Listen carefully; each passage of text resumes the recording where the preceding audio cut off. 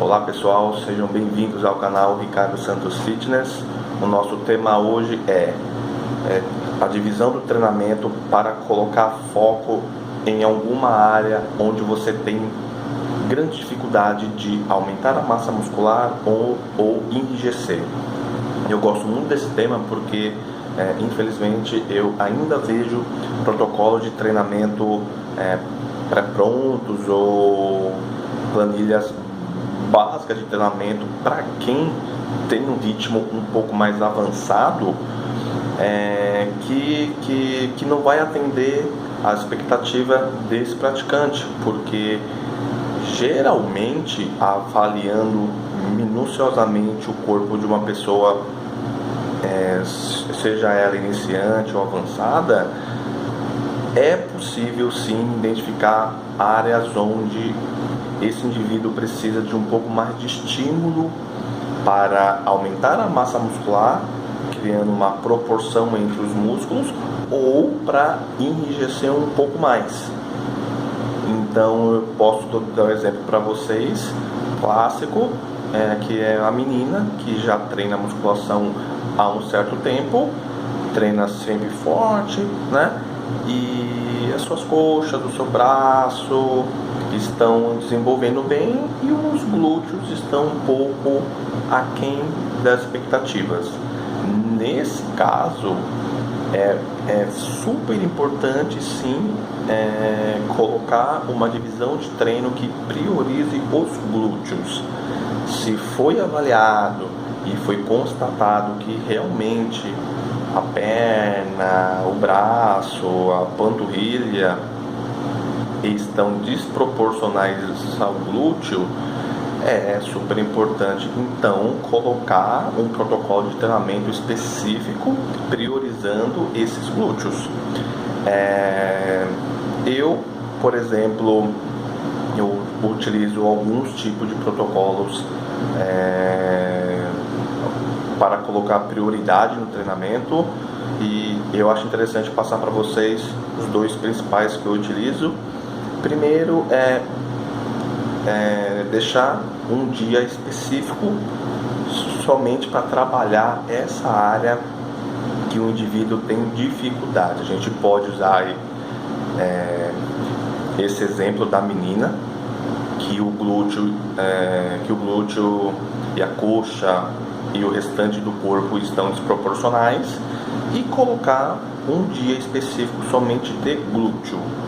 Então, nesse caso, todos os exercícios vão ser com foco no glúteo, ou a gente pode até colocar variações que intensifiquem esse trabalho, ou seja, por exemplo, agachamento. Agachamento não é só trabalho de glúteo, só que a gente coloca o agachamento como uma proposta que você enfatize os glúteos, como as variações dos pés, amplitude de movimento. Ou seja, eu vou continuar trabalhando coxas, mas eu vou colocar um foco para o glúteo. E um segundo jeito que eu geralmente utilizo de protocolo de prioridade é o jogo da compensação. E o que quer dizer isso? Por exemplo, a divisão do treino dessa menina, vamos continuar usando essa menina que o glúteo está desproporcional ao restante do corpo, e vamos supor que se eu fosse programar a planilha base de treinamento dela, eu colocaria 4 exercícios para coxa, 2 para glúteo ou 3 para glúteo, 2 para o braço, 2 para as costas. Essa é uma divisão até clássica que a gente vê muito por aí, porém nesse sentido, pensando em dar prioridade, o que eu faço? Exercício para coxa, eu só passo 1. O exercício para as costas, para o braço, eu só passo 1. E aí eu compenso aumentando o exercício para glúteo, colocando 4, 5, 6 exercícios com bastante séries. Quem olhar esse programa de treino pode até levar um susto, de achar que aquele programa está excessivo, é muito exercício, vai lesionar a menina. se você pegar o treino e não entender a base do treino, realmente pode parecer que está errado. Mas é aquilo que eu disse, é o jogo da compensação. Eu tirei estímulo de outras áreas musculares que a gente não precisa colocar foco nesse momento e coloquei mais exercício para a área onde a gente precisa colocar mais foco, tá? Essas são as formas que geralmente eu utilizo e com sucesso, porque realmente a gente coloca foco em certas áreas onde até hoje o corpo não conseguiu assim, vamos dizer, o estresse máximo para aquela região muscular para ela se desenvolver ou enrijecer. E no caso dos meninos a mesma coisa, não muda nada. Por exemplo, o cara tem um braço bom, um braço hipertrofiado, mas os ombros são um pouco curtos, ou a perna desse indivíduo é pequenininha, sem massa muscular. É fácil achar isso nas academias atualmente. E aí a gente faz a mesma coisa, ou coloca um dia específico somente para aquela área muscular, ou a gente faz o jogo da compensação, tirando o exercício de outras áreas que esse indivíduo já conseguiu grande resultado, e a gente compensa em outra área que precise de mais estímulo, aumentando a quantidade de exercício, a quantidade de série. E uma jogada muito interessante quando eu realizo esse protocolo de prioridade é recomendar para a pessoa, orientar para esse indivíduo, quando possível, nesse dia de prioridade,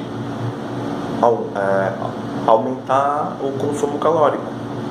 Aumentar o consumo calórico, claro, advindo de alimentos saudáveis, mas aumentar a quantidade. Por exemplo, se ele tinha o hábito de comer uma escumadeira de arroz no almoço, passa a comer 2. Se ele tinha o hábito de comer uma fruta após o exercício, coma 2. Ou seja, nesse dia de treinamento específico, com foco, treino com prioridade, eu quero aumentar o desgaste daquela região muscular.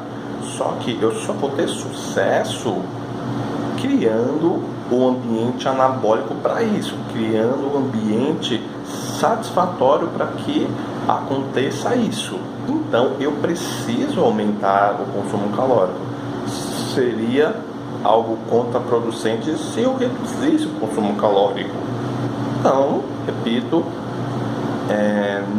numa divisão de treinamento com prioridade, claro, você foca aquela área com mais exercícios, com mais séries, ou colocando um dia específico só para aquela área muscular, mas também é super interessante rever a parte alimentar para ver que esses dias é o dia que é possível comer um pouco mais para criar esse ambiente anabólico e favorecer o aumento de massa muscular e, claro, o fortalecimento, deixar o músculo rígido.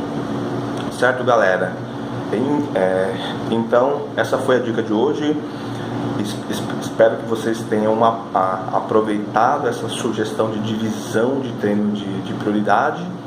Converse com o seu instrutor, converse com o seu professor, veja se cabe isso no seu treino, e espero que vocês tenham muito sucesso e muito resultado. Um forte abraço.